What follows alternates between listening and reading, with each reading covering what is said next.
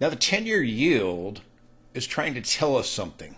The 10-year yield had that reversal bar, the hollow red candlestick on Friday after dropping 19.28% from the top over here at the resistance zone.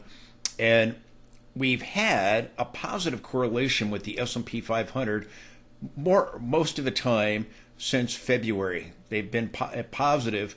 This is the correlation down here between the 10-year yield and the S&P 500. And it's been positive.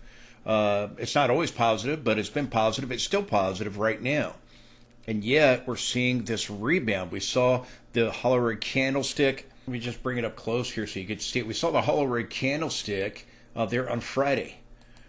A sharp decline in the stock market Thursday and Friday. Well, we got a hollow red candlestick, and we're seeing a move back above the 200 period moving average. The hollow red candlestick was a reversal bar, short term or longer term for the 10-year, bouncing off a major trend line of support. I talked about this over the weekend. Then we were up about 4.25% yesterday on Monday.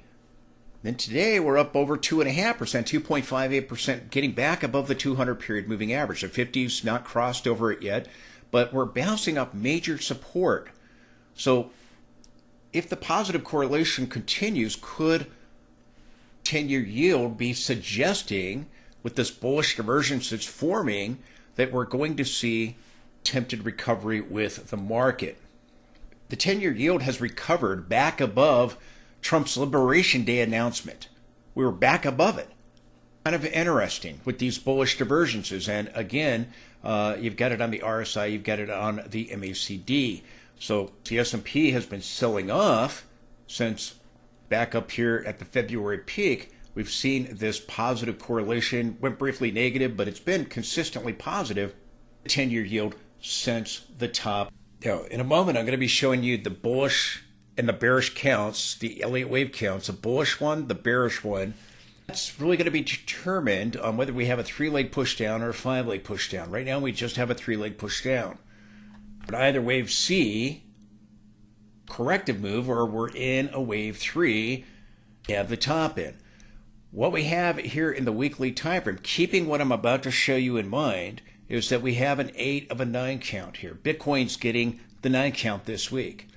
Okay? And oftentimes the counts can mark turning points. Sometimes you get them and we go a little higher. Other times, again, they just mark pullbacks or short-term bounces in the bullish case. But here we have an 8 of a 9. The 8 or 9 in the weekly time frame could serve as the bottom. We could rally up next week, and the 8 bar could mark a bottom. It could be we get a doji or a spinning top by the end of the week. Even if we go a little bit lower, we could recover by the end of the week and end up with a doji or a spinning top. So you have a wide range bar, you get a doji or a spinning top, and again, we could still go lower, complete this larger doji or spinning top, get a 5-leg push down for wave C, and then still get an explosive move higher and still have this count play out. For the previous week, you would have to get above the bar from 4 weeks ago. So next week's bar, you'd have to get above 1, 2, 3, 4. You'd have to get above this bar right here to invalidate this count. So bar 8 could be the bottoming bar. It is very, very possible that that is the case. If this is a corrective, move in a 3-leg structure down. There's something to be aware of. Even if we rally big time, the bar 9, it'll still be a perfected bullish signal because bar 8 is the low of the count. Bar 8 or 9 has to be the low of the count. Now, as we're getting this bar 8 this week, tomorrow, Trump's tariffs kick in. The reciprocal tariffs, and again, we've got this, this tension, the tensions with China, and so far they're saying they're not going to do it. Banning U.S. movies going into China now, so Hollywood now taking a hit there. Now, keeping this 8 count in your brain, I'm going to change charts, and I want to show you the daily chart. Keep this in your mind. So the S&P is getting 2 very interesting counts in the daily time frame. Now, here we've had this push down, and we went lower, and then we've got a rebound back up, and now we've got this other count going on. So we've had a 9 count here. Over here at the December top, we had a 13.9, Ended up going a little bit higher there January, and then again on into February, and we formed the negative divergence there. They ended up giving us this reversal.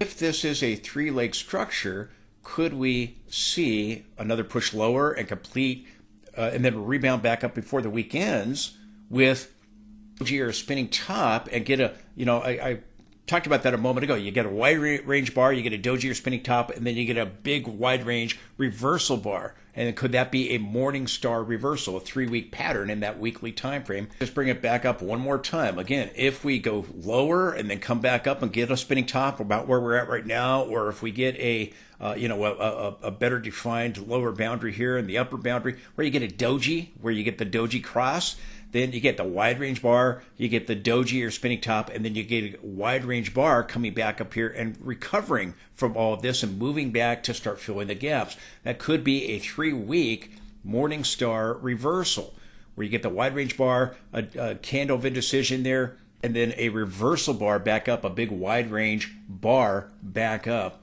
Could be one of these green bars. So back to the daily. Keeping this 8 count in your mind. So as we come down, we've got this 9 count. That's now setting up for a 13 countdown buy signal. Also have another 9 count that's developing. If I bring it up close, you can see it. Today we got the bar 8. The 9 count, it's above here on top. The 9 count, the 13 count is below, which we're at bar 11 today. So one of these counts could, or both of them, could end up creating a major bottom or a short-term bottom. Now, so far, bar 7 is the low of the count here on the S&P 500 daily chart. If we get another push lower, that would complete a 5-leg push down here, which I'm talking about in this count, in this video. A 1, 2, a 3, this could be 4, and we could get 5. And then we could rally back up before the end of the week and end up getting a doji or a spinning top on the weekly chart. Are you picking up what I'm throwing down? So we still may go lower and complete a 9 count. Now, the 9 count could mark an immediate reversal. Sometimes they do. Other times, a 9 count and you go a little bit lower. A 9 count could also, rather than a reversal, just mark a counter trend rebound. We got it here. We ended up going lower. Eventually did get that rebound. It shows price exhaustion. Now, that's the 9 count. We'll get that tomorrow as long as we close below the bar from 4 bars ago. 1, 2, 3, 4. So as long as we close below this low and don't come back and fill the gap, we'll complete the 9 count. We'll have a perfected signal if we drop below this level. Now, if we don't drop below to a new low and you get the 9 bar, then once we do drop below the low, then you can complete it. That could finish a 13 count, although the 13 count may end up getting canceled out if we complete the 9 count. It may not, because it's if it's not a perfected signal. We'll be watching to see how this unfolds. A possible 13 count, we'd need 2 more bars for that, a 12 and a 13. These can start and stop. The 13 count, you can have pauses. The 9 count, you can't. We had the start of the 13 count after the 9 count. You got to bar 3, there was a pause. And then we started going lower, and then bar 4 and 5, 6, and 7 started. There was another pause. And now we have bars 8, 9, and 10, 11. So again, there can be pauses and interruptions with the 13 count. With the 9 count, there can be no interruptions. Bar has to be below the bar from 2 bars or 4 bars ago. The 13 count, when bars below the bar from 2 bars ago, the count continues. And that stops, like we had here, like we had over here, then there's a pause. There is interruptions in the count. There can be no interruptions in a 9 count. So you still may end up getting a 9 count. Then we'll see. Do we complete a perfected signal, which means that we have to drop below bar 7 right here. See the 7 at the top up here? We have to drop below this low. And again, that would fit nicely with a 5-leg push lower here for a potential completing of a wave C or completing of wave 3. Watch the video. That's a bearish count. Watch the video and you'll see what I'm talking about. But I wanted to make you aware of tomorrow we are going to get a 9 count. Whether it's perfected or not depends on whether we drop below this low and whether that can mark a turning point. We'll see what happens. You still have a 13 count in play. Have an 8 of a 9 in the weekly time frame. So again, things could be suggesting a bottoming process if the move is corrective. If it's not corrective, then we're going to see that 5-leg push lower. Watch the video and you'll see what I'm talking about. To make you aware that tomorrow we are likely going to get the 9 count. We'll see if we drop to a new low. Tomorrow is Trump's reciprocal tariffs. They kick in. They start. What China does. Right now they're being defiant. They're saying they're not going to cave. So just some things to be aware of. And again, in my last update, you got a lot of countries. According to the Secretary of the Treasury, he's saying up to 70 countries are now up and trying to negotiate. And again, we just Japan talked to the White House, so we're seeing some countries, many countries, start coming to the negotiating table. We'll be watching to see, do we end up getting a rally of hope? The same is true for the NASDAQ 100. It has the exact same count, an 8 of a 9 right here.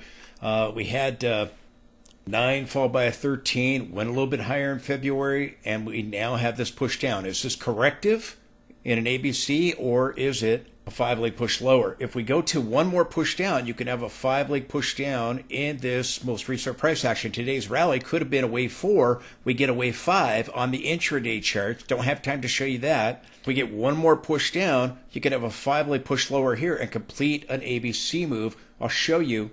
I'm talking about on the S&P 500, but we have on the NASDAQ an 8 of a 9. 7's the low of the count. If we sell off to a new low, very well could see on Trump's reciprocal tariffs day being launched, could see a 9 count complete, possibly completing a wave C and completing a bottom. Very, very possible. Watch the video all the way through. You'll see what I'm talking about. Didn't get the bottom with the announcement of the tariffs. Could the launch of the tariffs tomorrow mark a bottom?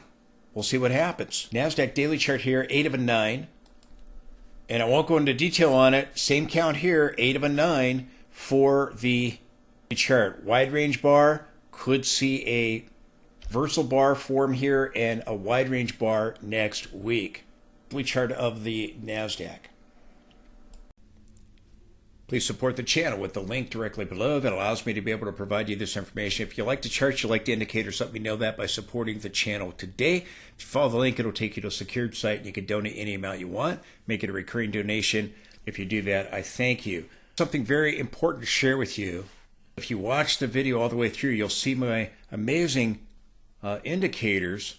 I'll be sharing with you what I'm looking for on them. There's two possibilities with the S&P 500. One is that we've topped and that we peaked and we're forming the first leg down that's going to unfold in 5 legs. First wave down is going to unfold in 5 legs. So far, we have 3.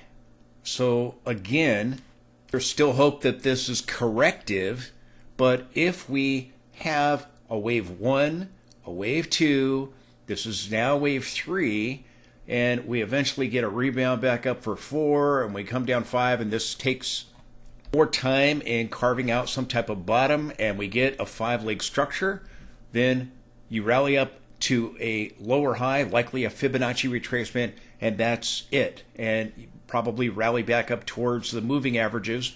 We overthrow them. That in 2022, we've done that at other times. Other top. So this is the bearish scenario. So is this a wave 3? This is either a wave 3 or wave C. It's one or the other.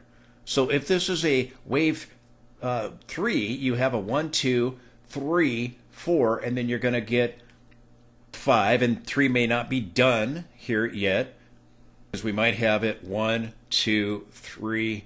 This might be 4, and then we might get 5, and 3 might be down here, and then you get 4, and then you come down and you get another lower low, and you get a 5. 3 may or may not be done right here. Major horizontal support, though, so just something to pay attention to.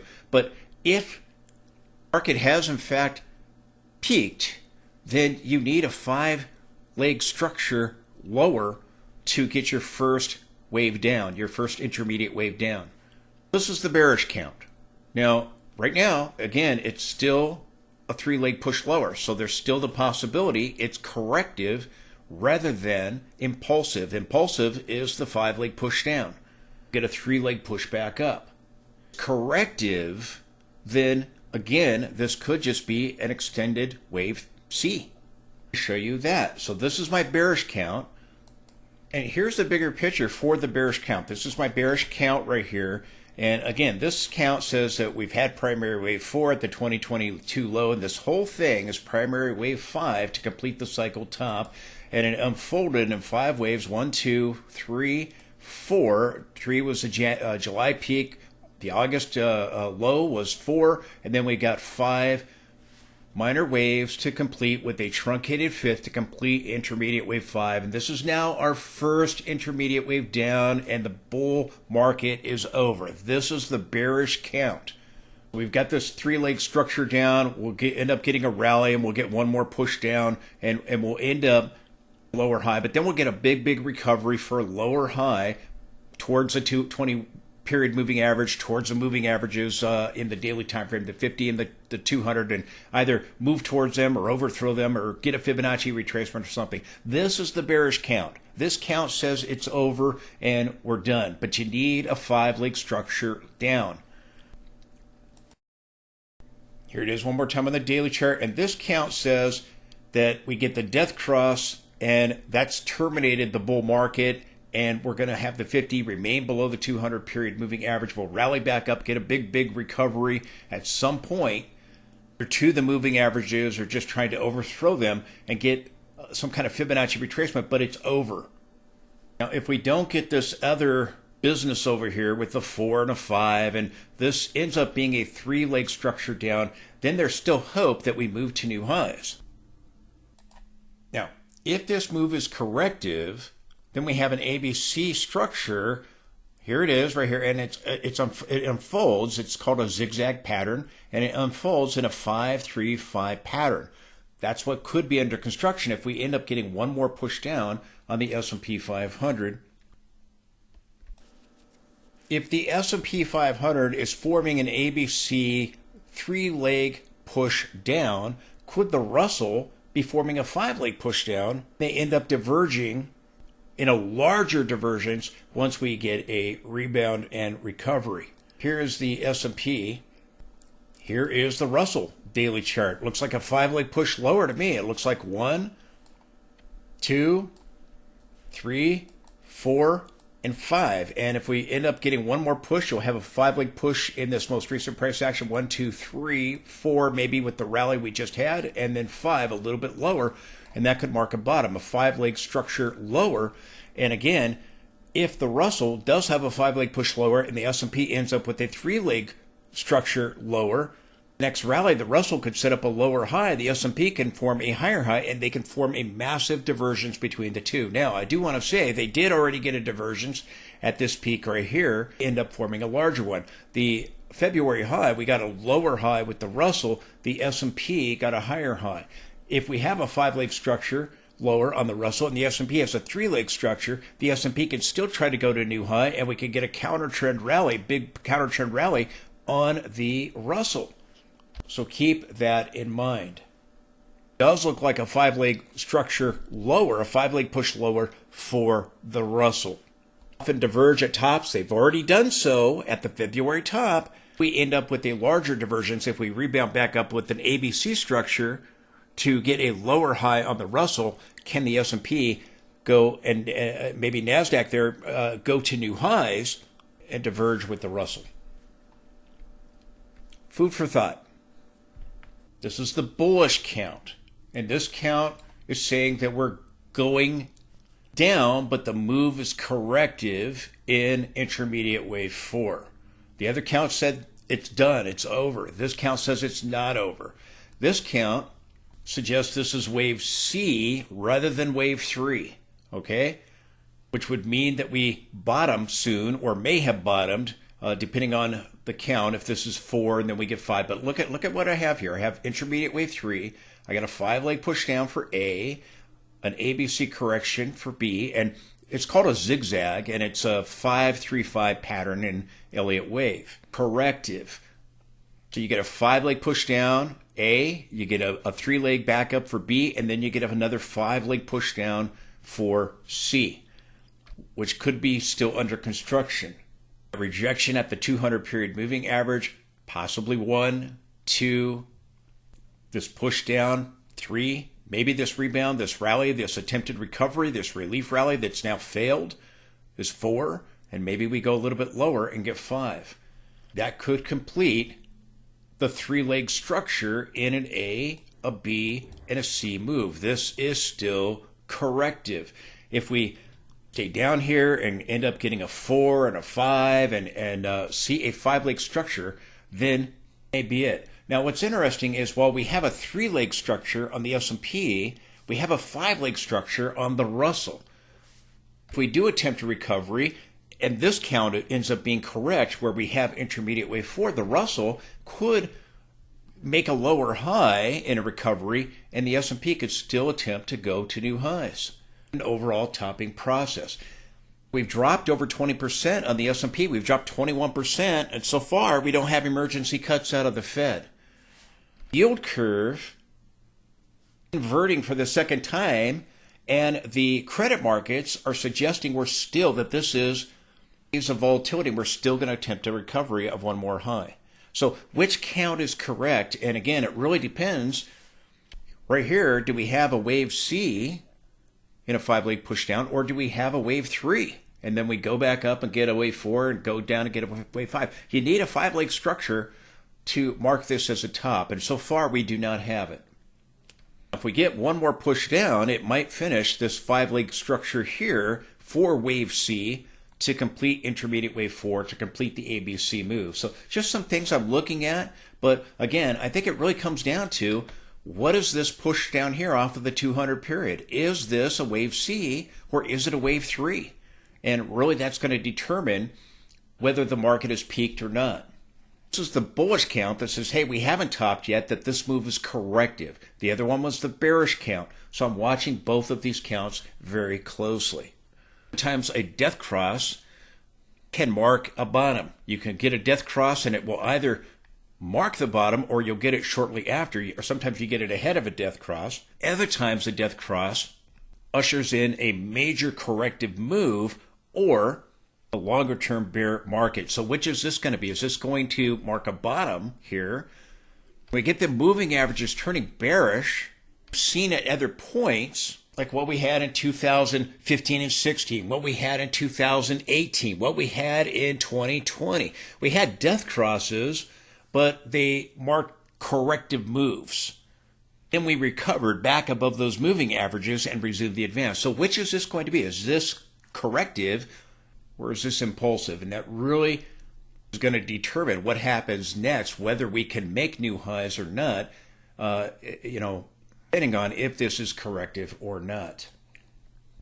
I showed you the count on the weekly, in the weekly time frame, my bearish count. Let me show you the count for the bullish count here, that we have intermediate wave 4 under construction here and wrapping up in the near future, possibly with another push down.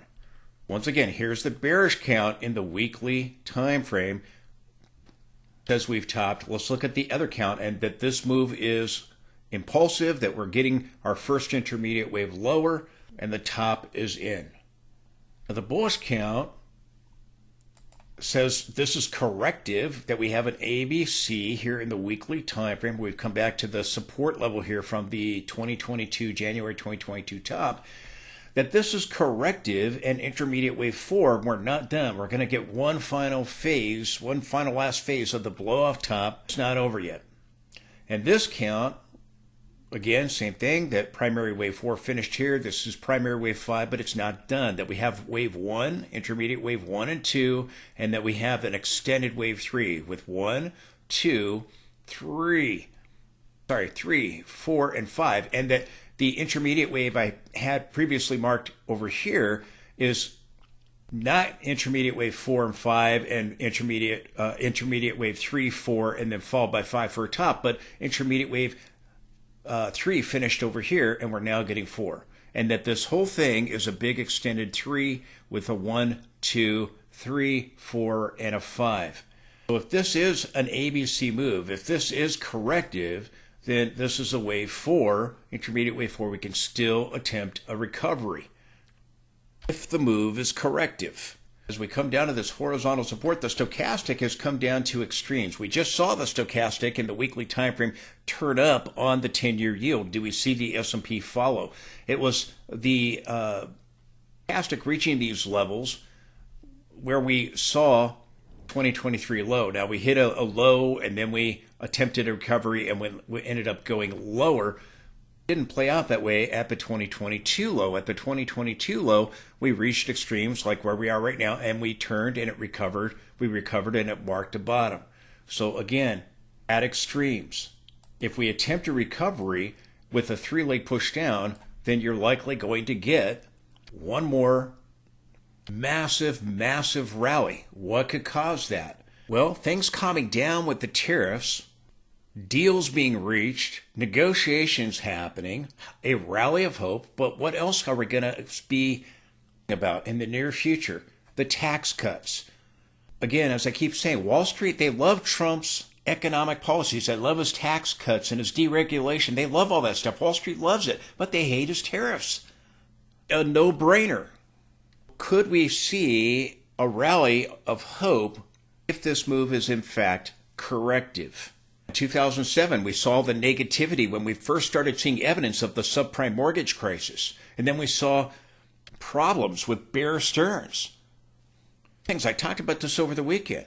But the market had volatility surrounding those things, but then it calmed down and still went to new highs.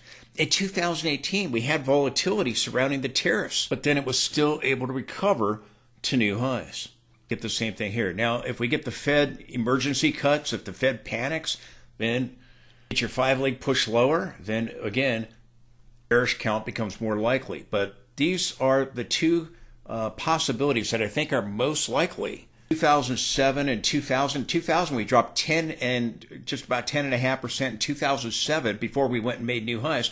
2007 we dropped by 12%.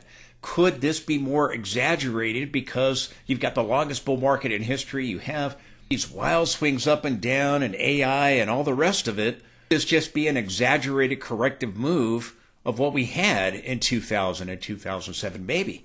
But if the Fed panics here and we end up with a 5-leg push lower and we can't make new highs and we only go up and get a lower high of Fibonacci retracement once we attempt a recovery, then maybe it is over and the bearish count in play. I still think we have a corrective move, but if some of the things take place like that 5-leg push lower, Fed doing emergency cuts and these kinds of things start happening, then odds start increasing that the top is in. As I talked about over the weekend, again, the inverting of the yield curve between the 10 and the 3-month and credit markets are suggesting this isn't the top yet. The preview of coming contractions. We'll see. We'll see. We had declines of greater than 20%. We had it in 2011 and we still recovered. 2011 we dropped about 21%. 2018 we dropped 20%. We still recovered. In 2020 we dropped 35%. We still recovered. In 2022 we dropped 27.5%. That's this move down over here, and we still ended up recovering. Major, and again, this is a very exaggerated market. You've had QE injected into it. You've had AI. A very exaggerated market. Exaggerated moves up, exaggerated moves down. So just telling you, things I'm looking at for clues, try to determine if the top is in. Of course it's in. We've dropped more than 20%. We're in a bear market. Well, we did that over here. We did that in 3.5 weeks with the pandemic. In 2011. In 2016 there, we dropped, 17% or so. 2018, we dropped 20% in a very short amount of time. So there is still the possibility of recovery. We don't have to, but again, I'm looking for clues. Just telling you, is this corrective? So far it looks corrective to me. Is it corrective or is it impulsive? That's really going to determine what happens when we start to rally back up. 3-leg push down, or do we get a 5-leg push down? Momentum signals and trend signals both remain bearish. We saw momentum signals try to turn bullish after this low over here. We saw some bullish signals happen Flip the momentum line back to bullish, but we got rejection at the 200 period moving average. That's the black line right there. And we saw bars turn back to red. We saw the doji telling us, hey, something big was about to happen, and we got this push down. Shaded area told us a squeeze move was about to happen. We had the red bars returned, the momentum line turned bearish, and again, signals remain bearish. In order to turn this around, when you got to see signals turn back to bullish, signals remain bearish. S&P signals try to turn back to bullish with the rally to test the 200. It ended up failing, and now getting the tariff turmoil. Got to be able to get back above this ribbon right here. We got rejection at it here. We got rejection at it here. You got to be able to get back above that to turn this around. It was support over here. Now it's resistance. The rally we had, it tried to turn signals back to bullish. It failed. Momentum tried. We saw the momentum line turn bullish. We saw an attempt to do it, but it failed at the 200 period moving average. Keep in mind, if we do have an ABC move down, it is very possible you're forming a massive inverse head and shoulders pattern. If we get a powerful rebound back up, surrounding to fill the gaps and surrounding, or something that happens, negotiations, it may be. But we got to see things turn back to green. Everything, ever since the top right here, February 19th, the signals have been bearish. We tried to flip momentum, couldn't flip the bars, couldn't flip the cloud, couldn't flip the ribbon. Short-term momentum tried to turn green here, but it failed. Bars, I programmed the bars to reflect the trend, and they remain bearish. They have to turn back to green, and then we got to see everything, all the indicators turn back to green to turn it around. Bollinger Bands tighten up, also suggesting a squeeze move up or down was coming, one or the other, and it was to the downside. This is the same thing we had happen over here. We had it right here. Obviously, the bands tightened up, and we moved higher. No bottoming signal yet. Bars remain red from the top. Sell signal there, no bullish signal. Counter trend rally here, turned right back to bearish. So far, the S&P has dropped 21%.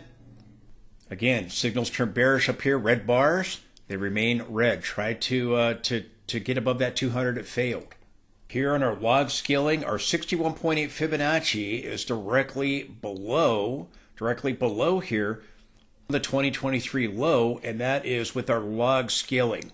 Already below it with our linear scaling. I look at both, but right here, if we do get another push down, you'll get a 5-leg push lower for a wave 3 or for a wave C, one or the other. If you end up getting another push down, which it looks like it's going to be the case, and our 61.8 Fibonacci is directly below that low. Watch the video all the way through, and you'll see the wave C and the wave 3 that I'm talking about. If we're going to turn it around, S&P's got to get the green bars, flip back to green. They've been red since the top.